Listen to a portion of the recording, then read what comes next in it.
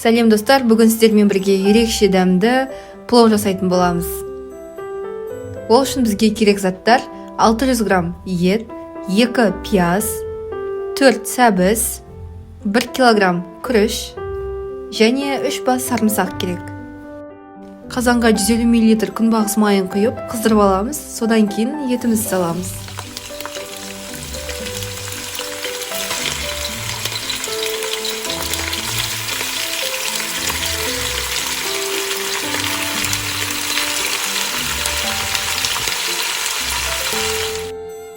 Етімізді 5-7 минуттай жақсылап қуырамыз. Етіміз қып-қызыл болу керек.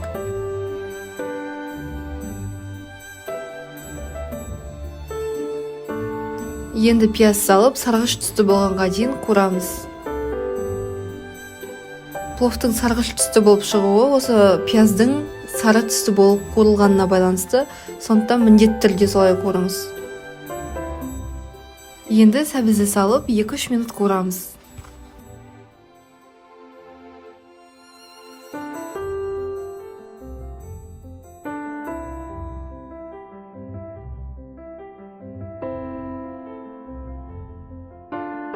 Енді осының үстіне су құямыз, 1 сантиметрдей жабу керек. Міне осылай.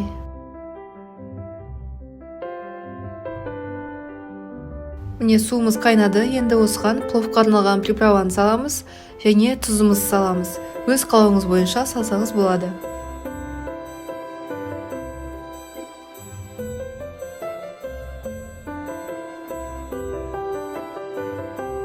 Күрішті кем дегенде 7 рет жуып, осылай алдын ала жылы суға сап қоямыз. Енді күрішті салып, бір тегіс қып жайып шығамыз.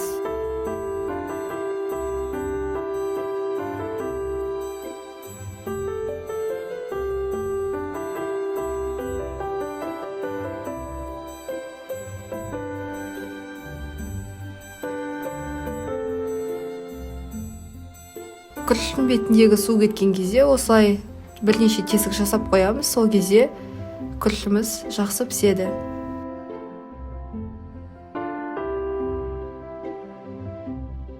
Енді су толық кеткенше 15 минуттай төмен отта пісіреміз.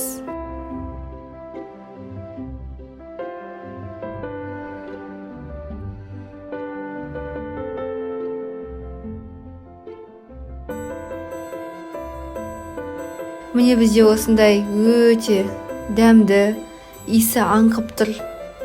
Күріштері бір-біріне жабыспаған пловымыз дайын болды. Осы рецепт бойынша міндетті түрде жасап көріңіз. Видеоның соңына дейін қарасаңыз, лайк қойып, коммент қалдыруды ұмытпаңыз. Астарыңыз дәмді болсын.